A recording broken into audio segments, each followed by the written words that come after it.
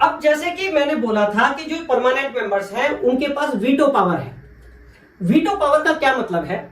Veto power का मतलब यह है कि अगर यूएनएससी में कोई प्रस्ताव आया कि भाई उस पर वोटिंग होगी, तो अगर इन 5 देशों में से किसी ने भी उसके अगेंस्ट, उस प्रस्ताव के विरोध में वोट किया, तो वो प्रस्ताव पास नहीं हो सकता।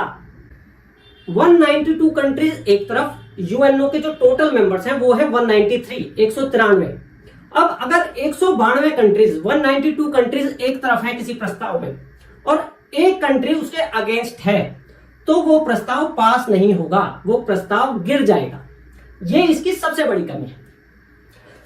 ये कमी तब और ज्यादा बड़ी लगती है जब किसी टकराव में, जब किसी परेशानी में इन 5 कंट्रीज में से कोई कंट्री इन्वॉल्व होता है। फॉर एग्जाम्पल, चीन अगर ताइवान पर हमला कर देता है, साम्राज्यवादी नीति के चलते वो उस पर हमला कर देता है, तो अब चीन के विरुद्ध कुछ भी नहीं किया जा सकता। जैसे ही यूनाइटेड नेशन कोई प्रस्ताव लेकर आएगा तो चीन उसके विरोध में वीटो कर देगा, तो उसका अब कोई समाधान नहीं है किसी के पास। इसी तरीके जब अमेरिका किसी पर हमला करेगा, जैसे इराक पर हमला किया, अब अमेरिका का कहना था कि इस पर केमिकल वेपन्स हैं इराक के पास, उसके पास कुछ नहीं मिला और अमेरिका के विरुद्ध कोई समाधान या कोई प्रस्ताव नहीं लाया जा सकता क्योंकि उसके पास वीटो पावर है। तो कहने का मतलब यह है कि आप कोई भी प्रस्ताव लेकर आए, इन 5 देशों में से जिसके भी हित के वो विरुद्ध होगा, वो प्रस्ताव गिर जाएगा, चाहे 192 कंट्रीज एक तरफ हो जाए। तो ये इसकी सबसे बड़ी कमी है। तो इसका मतलब यह है कि उसमें डेमोक्रेसी नाम की चीज नहीं है। जो आज का सबसे बड़ा मुद्दा है अमेरिका का या यूरोपियन कंट्रीज का, वो है डेमोक्रेसी, जहां बहुमत से चीजें पास होती हैं, बहुमत से कानून पास होते हैं।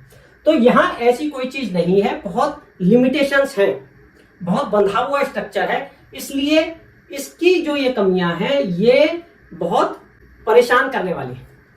दूसरी बात क्या है कि इसी कमी की वजह से इसमें ये जो स्ट्रक्चर है इसमें कोई चेंज नहीं हो सकता।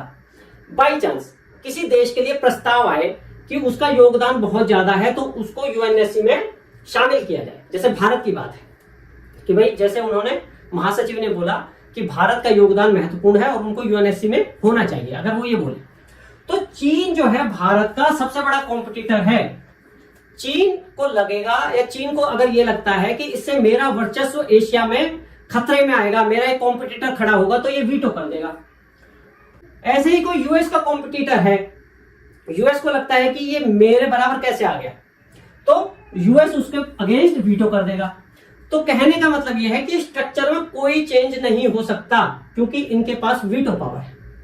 तो इन देशों का जो रुख है वो ऊंच नीच वाला है कि भाई हम ऊंचे हैं, तुम नीचे हो, हम तुम्हें अपने बराबर क्यों आने दें।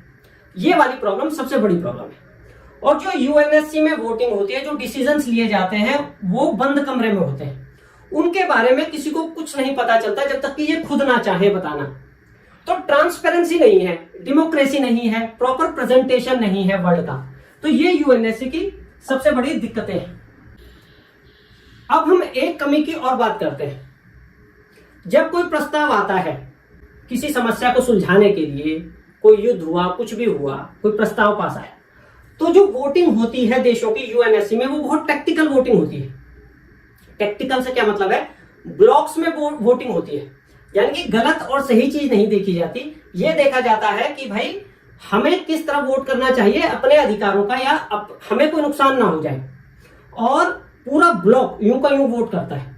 जैसे कि 3 बड़े ब्लॉक हैं दुनिया में 3 बड़े ब्लॉक हैं, हम उनकी बात करते हैं। एक है नाटो देशों का ब्लॉक, जिसमें यूरोपियन क्रिश्चियंस देश आते हैं, साथ में अमेरिका और कनाडा। ये एक तरीके से वोटिंग करता है, कुछ भी हो जाए ये एक तरीके से वोटिंग करेगा, सब एक तरफ वोट डाल देंगे। ये एक ब्लॉक है। ये अगेंस्ट है मेनली कम्युनिज्म के, यानी कि कम्युनिज्म जिस तरफ होगा ये उसके अगेंस्ट वोट करेंगे, बात सही गलत डजंट मैटर। दूसरा ब्लॉक है कम्युनिस्ट कंट्रीज का। कम्युनिस्ट कंट्रीज में रूस, चीन, नॉर्थ कोरिया, ये बड़े देश हैं, वियतनाम है, लाओस है, ये मुख्य जो कम्युनिस्ट कंट्रीज हैं। ये एक पैटर्न से वोटिंग करता है इसके अगेंस्ट। ये जहां अगर ये ए पर वोट करेगा, ए के फेवर में, तो ये बी के फेवर में करेगा। ये ए के फेवर में करेगा तो ये बी के फेवर में करेगा, यानी ये दोनों ब्लॉक एक दूसरे के अगेंस्ट वोट करते हैं। सही और गलत डजंट मैटर, तो ये ब्लॉक में वोटिंग होती है। तीसरा एक ग्रुप है जो इन दोनों से बिल्कुल अलग है, उसके अलग हित हैं, उसकी अलग सोच है, वो है OIC organization, organization of Islamic cooperation. ये मुस्लिम कंट्रीज हैं, ये टोटल 57 देश हैं। ये एक तरीके से वोटिंग करते हैं, ये गलत सही से कोई मतलब नहीं, जो मुसलमानों के हित की बात होगी ये उसमें वोट करते हैं। कहने का मतलब यह है कि अब कोई एक देश, एक अग्रेसिव देश दूसरे हल्के देश पर अगर हमला करता है तो सब अपने हिसाब से, अगर हमला करने वाला मुसलमान है तो इनकी वोटिंग सबकी उसके फेवर में जाएगी। अगर पीड़ित व्यक्ति मुसलमान है तो सही गलत नहीं देखा जाएगा, जहां मुसलमान देश पीड़ित होगा उसके फेवर में वोटिंग होगी। ऐसे ही इन दोनों ब्लॉक्स की वोटिंग होगी। तो कहने का मतलब यह है कि समस्या का समाधान नहीं निकल पाएगा, और जब नहीं चलेगी तो कोई ना कोई वीटो पावर यूज कर देगा, तो समस्या का समाधान नहीं होगा। आगे चलते हैं। अब एक बार ये भी बात कर लेते हैं कि इसमें 32 देश हैं नाटो से रिलेटेड, ये 6 से 7 देश हैं और ये 57 देश हैं। अगर हम डेमोक्रेसी की बात करें, अगर हम एक देश को एक वोट दे दें तो वहां पर ये वाला जो ग्रुप है ये सबसे ज्यादा हावी हो जाएगा, क्योंकि ये टैक्टिकल वोटिंग करता है। सारे 57 देश, 57 नहीं तो 50 देश एक साथ वोट कर देंगे, तो जो डेमोक्रेसी का मीनिंग है वो यहां पे खत्म हो जाएगा। तो अभी भी खत्म है, अभी भी उसका मीनिंग नहीं है, लेकिन अगर डेमोक्रेसी उस हिसाब से रख दी जाए जैसे भारत में है कि एक व्यक्ति की एक वोट, ऐसी अगर रख दी जाए एक देश की एक वोट, तो ये हर चीज में इनका वर्चस्व हो जाएगा। तो ये जो प्रेजेंट सिस्टम है ये भी सही नहीं है, और जो अगर पूरी डेमोक्रेसी की बात करें तो वो भी सही नहीं है। तो उस हिसाब से ही समाधान निकालना होगा, जो नए सुधार करने होंगे, इन चीजों को ध्यान में रखते हुए करने होंगे कि उसमें वीटो पावर ना हो। वीटो पावर हो तो उसके अगेंस्ट कोई सिस्टम हो जो उस वीटो पावर को रोक सके।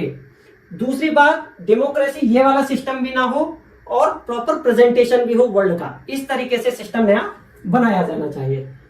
अगर हम कहें कि इसमें जो सुधार की जरूरत है वो सबसे बड़ी क्या है कि पूरे वर्ल्ड का प्रेजेंटेशन उसमें होना चाहिए। पूरे वर्ल्ड का प्रेजेंटेशन, जैसे कि जो मुख्य रीजन है, एशिया महाद्वीप है, अफ्रीका महाद्वीप है, साउथ अमेरिका महाद्वीप है, जो नॉर्थ अमेरिका है उसका ऑलरेडी वहां है प्रेजेंटेशन, यूरोप का प्रेजेंटेशन वहां है, तो जो बचे हुए रीजन्स हैं उनका वहां पर प्रेजेंटेशन आना चाहिए यूएनएससी में, जिससे कि सभी के इश्यूज हैं उनकी कोई ना कोई आवाज वहां पर होनी चाहिए, जिससे कि उन समस्याओं का समाधान निकल सके। दूसरी बात क्या है जो हमने कही थी, डेमोक्रेटिक सिस्टम होना चाहिए, वीटो पावर का कोई काम नहीं होना चाहिए। वीटो पावर जो है वो डेमोक्रेसी के अगेंस्ट है। अगर यूएनएससी की बात करें तो एक देश वीटो करेगा, बाकी सब देश चाहे एक तरफ हो 192 तो कुछ नहीं कर सकते, तो वहां डेमोक्रेसी की कमी है। ट्रांसपेरेंसी की भी कमी है कि यूएनएससी के जो डिसीजंस हैं वो किस कॉन्टेक्स्ट में लिए गए, क्यों लिए गए, कहीं कुछ नहीं पता पड़ता। तो ट्रांसपेरेंसी होनी चाहिए, डेमोक्रेसी सिस्टम होना चाहिए। जहां तक वीटो पावर की बात है, अगर पहली बात तो वीटो होनी नहीं चाहिए, अगर है तो कोई उसमें ऐसा प्रोविजन होना चाहिए कि जो वीटो को पलट सके। फॉर एग्जांपल, भारत में जजेस होते हैं, ठीक है, हाई कोर्ट के जज हैं, सुप्रीम कोर्ट के जज हैं, उनके पास बहुत पावर है, लेकिन उसको हटाने के लिए भी कोई प्रोविजन होता है। महाभियोग चलाकर इम्पीचमेंट करके जज को हटाया जा सकता है, यानी कि चाहे वो मुश्किल हो लेकिन प्रोविजन है। इसी तरीके से वीटो के अगेंस्ट कोई प्रोविजन होना चाहिए कि 2/3 मेजॉरिटी से, 3/4 मेजॉरिटी से उस वीटो को पलटा जा सके। जो यूएन की असेंबली है, अगर उसमें 2/3 कंट्रीज या 3/4 कंट्रीज एक फेवर में डिसीजन करते हैं तो वीटो पावर वहां पे नेग्लेक्ट हो जानी चाहिए। इस तरीके का कोई प्रोविजन वहां पर होना चाहिए। और अगर वीटो पावर रहती है तो भारत को वहां पे इग्नोर नहीं किया जा सकता, यह समझ में आना चाहिए। भारत सबसे बड़ी डेमोक्रेसी है, भारत तीसरी सबसे बड़ी अर्थव्यवस्था है, अभी चौथी है पर तीसरी पर वो आ जाएगा। यूनाइटेड नेशन की जो पीस कायम करने के लिए सेना होती है भारत का, उसमें सबसे बड़ा योगदान होता है। जलवायु परिवर्तन है, कोई और यूएन की जो रिक्वायरमेंट है, भारत उसमें पूरा सहयोग करता है। तो भारत के योगदान को वहां पर नेग्लेक्ट नहीं किया जा सकता, इग्नोर नहीं किया जा सकता, तो भारत को वीटो मिलनी ही चाहिए। अगर सुधार की जरूरत है तो यूएनएससी में सुधार किया जाए। लेकिन भारत की वीटो को मना नहीं किया जा सकता। और जो ब्लॉक वोटिंग होती है, जो गुटबाजी में वोटिंग होती है, उसको रोकने के लिए कोई सिस्टम उसमें होना चाहिए। जैसे कि सारे यूरोप देश एक तरीके से वोटिंग करते हैं, लेकिन वो एक ही रीजन है पूरा यूरोप, है ना, एक अमेरिका हो गया। तो 5 अगर रीजन है, 6 अगर रीजन है, तो उसमें कम से कम 3 या 4 रीजन की वोटिंग उस फेवर में, उस प्रस्ताव के फेवर में होनी चाहिए अगर कोई प्रस्ताव पास कराना है। जैसे अरब कंट्रीज है, वो पूरा लगभग एक ही रीजन है, तो अगर मिनिमम 3 या 4 रीजन होंगे किसी प्रस्ताव को पास कराने में, तो वो टैक्टिकल वोटिंग काम नहीं करेगी।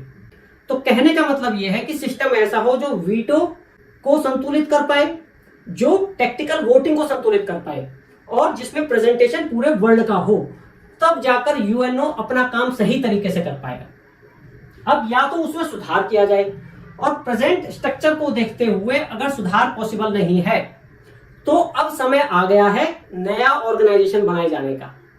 जो बचे हुए देश हैं उन 5 देशों से अलग, अब उनके लिए समय आ गया है कि कोई नया ऑर्गेनाइजेशन बनाया जाए और जो इन सारे सिद्धांतों पर काम करे। और अगर नया ऑर्गेनाइजेशन बनाया जाएगा तो भारत की भूमिका सबसे महत्वपूर्ण होने वाली है। और जो प्रधानमंत्री मोदी हैं, उनकी इमेज भारत के हित के साथ साथ मानवता के हित की सोचने वाले की है, और वो इनोवेशंस के लिए जाने जाते हैं, वो सुधारों के लिए, रिफॉर्म्स के लिए जाने जाते हैं।